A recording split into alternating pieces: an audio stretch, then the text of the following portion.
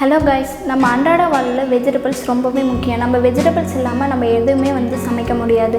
So நம்ம கடையில் வாங்கி சாப்பிடும்போது அதில் என்னென்ன கெமிக்கல்ஸ் கலந்துருக்கு நமக்கே ஒரு பயம் இருக்கும். நம்ம டெரஸ் கார்டனில் நம்மளே ஈல் பண்ணி சாப்பிடும்போது அது உடம்புக்கும் ஹெல்த்தியாக இருக்கும், நமக்கும் ஆர்கானிக்காக தான் சாப்பிட்றோம் அப்படின்ற ஒரு நம்பிக்கை வரும். அந்த மாதிரி ஒரு 5 வெஜிடபிள் பிளான்ட்ஸை பற்றி இன்றைக்கி நம்ம பார்க்க போகிறோம். ஸோ இப்போ அந்த 5 வெஜிடபிள் என்னென்ன அப்படின்னு பார்த்தோன்னா வெள்ளைக்காராமணி, அவரைக்காய், பீக்கங்காய், பூசணிக்காய், பாவக்காய். இந்த 5 பிளான்ட்டோட இம்பார்ட்டன்ஸ் பற்றி நம்ம பார்க்க போகிறோம். ஸோ இந்த வீடியோவை ஸ்கிப் பண்ணாமல் பார்த்தா தான் உங்களுக்கு ஃபுல்லாகவே இன்ஃபர்மேஷன் கிடைக்கும்.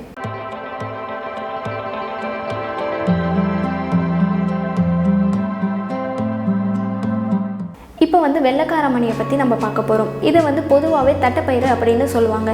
வெள்ளைக்காராமணியில் 2 வகையாக இருக்குது. ஒன்று செடிக்காராமணி, இன்னொன்று கொடிக்காராமணி. கொடிக்காராமணி நம்ம வளர்த்தோம்னா அதுலேருந்து காராமணி நமக்கு நிறையவே கிடைக்கும். வளர்க்கலாம் அப்படின்னு சொல்லிட்டேங்க. ஆனால் அதை எங்கே வளர்க்கலாம், எப்படி வளர்க்கலாம்னு இன்னும் யோசிச்சுட்ருக்கீங்களா? சிம்பிளுங்க. உங்கள் வீட்டில் டெரஸ் இருந்தால் அதுலேயே நீங்கள் வளர்க்கலாம். கொஞ்சம் ஸ்பேஸ் இருந்தாலே போதும், நீங்கள் இந்த வெள்ளைக்காராமணியை வளர்த்துடலாம். வெள்ளைக்காராமணியை டெரஸ் கார்டனில் வளர்க்குறதுக்கு ஃபஸ்ட்டு நமக்கு மண் கலவையும் க்ரோ பேக்கும் தான் ரொம்ப முக்கியம். இதை நம்ம கரெக்டாக சூஸ் பண்ணிட்டாலே போதும், அது நல்லாவே வளரும். நிறைய பேர் க்ரோ பேக் சூஸ் பண்ணுறதுல தான் பெரிய மிஸ்டேக் பண்ணுறாங்க. நம்ம க்ரோ பேக்ஸில் சின்ன சின்ன க்ரோ பேக்லேயே 2 சீட்ஸ் 3 சீட்ஸ் அந்த மாதிரி போட்டு பிளான்ட்ஸ் க்ரோத் ஆகிறதுக்கு இடம் இல்லாமல் அங்கேயே செத்து போகுது. ஸோ நம்ம பெரிய சைஸ் க்ரோ பேக்கில் 2 சீட் போட்டோன்னா அது நல்லாவே வளரும். சைஸுன்னு சொன்னாலே என்ன சைஸுன்னு யோசிக்கிறீங்களா? 18x18 சைஸ் தாங்க அது. 18x18 நீங்கள் 2 சீட்ஸ் போட்டு வளர்க்கலாம். நம்ம வெள்ளைக்காராமணியை கொடியாக வளர்க்கும் போது அது வளருதுன்னு கொஞ்சம் உங்களுக்கு ஃபீல் ஆனதுமே கொடி கட்டி மேலே அதை ஏற்றி விட்டுருங்க. அப்படி ஏற்றி விடலைன்னா அது கீழேயே விழுந்து வெள்ளைக்காராமணி எதுவுமே உங்களுக்கு கிடைக்காம போயிடும். அதோட பேத்தை சூஸ் பண்ண வேண்டியது உங்களோட பொறுப்புங்க. வெர்டிக்கலாக வேணும்னா வெர்டிக்கலாகவும் சூஸ் பண்ணிக்கலாம், ஹரிசாண்டலாக வேணும்னாலும் ஹரிசாண்டலாகவும் சூஸ் பண்ணிக்கலாம். நம்ம பிளான்ட்ஸ்க்கு தண்ணி ஊற்றும் போது ரொம்ப ஃபோர்ஸாக ஊற்றுறது தான் நம்ம பண்ணுற பெரிய தப்பே. அந்த மாதிரி ஃபோர்ஸாக ஊற்றும் போது பிளான்ட்ஸ் எல்லாமே கீழே சாஞ்சு போயிடுது.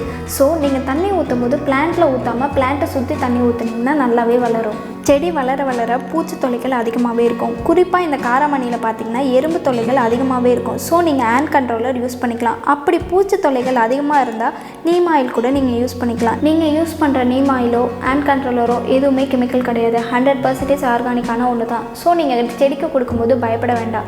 பிளான்ட்ஸ் க்ரோத் ஆகும்போது நம்ம ஃபெர்டிலைசர் கொடுக்கறது ரொம்பவே இம்பார்ட்டன்ட். நம்ம ஃபெர்டிலைசர் அதுக்கு கொடுத்தா தான் அதோட க்ரோத் கரெக்டாக இருக்கும். காராமணியை பறிக்கும்போது நீங்கள் கையால் பறித்தாலும் சரி, சிசர்ஸ் யூஸ் பண்ணி பறித்தாலுமே சரி, அதை பார்த்து நீங்கள் கட் பண்ணணும். அப்படி நீங்கள் அதை தண்டோடு கட் பண்ணிட்டீங்க அப்படின்னா அதுக்கப்புறமா அதுலேருந்து புது காராமணி வராது. இந்த காராமணியை சாப்பிடும்போது போன் ஸ்ட்ரென்த்தாக இருக்கும், நம்ம பிரெயின் ஈவனாக செயல்படும். எதனால் அப்படின்னு பார்த்தீங்கன்னா இதில் விட்டமின் K இருக்குது. இந்த காராமணியில் கால்சியம், அயன், மெக்னீஷியம், பாஸ்பரஸ், மேக்னீஸ் இது எல்லாமே இருக்குது.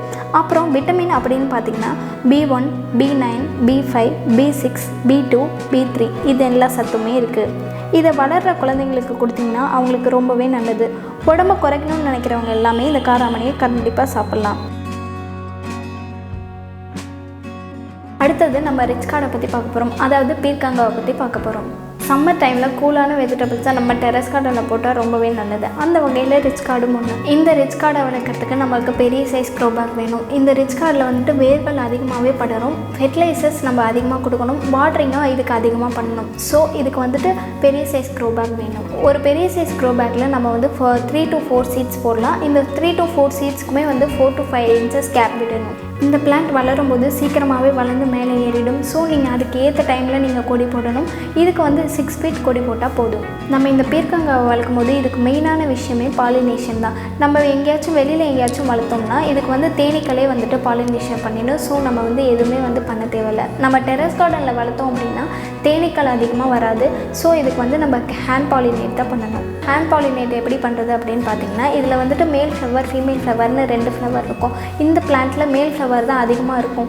ஸோ மேல் ஃப்ளவர் ஒன்று எடுத்துக்கிட்டு அதில் பெட்டல்ஸ்லாம் நீங்கள் ரிமூவ் பண்ணிக்கணும். ரிமூவ் பண்ணிவிட்டு ஃபீமேல் ஃப்ளவரோட வச்சு ரப் பண்ணிக்கிட்டே இருக்கணும். அந்த மாதிரி ஒரு 3 to 4 டைம்ஸ் நீங்கள் பண்ணிங்கன்னா இந்த மாதிரி ஹேண்ட் பாலினேஷன் முடிஞ்ச உடனேவோ ஒரு 8 to 12 டேஸ்லேயே காய்கள் காய்க்க ஆரம்பிச்சிடும். இந்த ரிச் கார்ட் சாப்பிட்றதுனால நம்ம பிளட்டை இது பியூரிஃபை பண்ணும், பாடி ஹீட்டை கண்ட்ரோல் பண்ணும், வெயிட் லாஸ்க்கு ஹெல்ப் பண்ணும், டயபெட்டிஸ் சிம்டம்ஸ் இருந்தால் அதை மேனேஜ் பண்ணும். நெக்ஸ்ட்டு நம்ம அவரைக்காவை பற்றி பார்க்க போகிறோம்.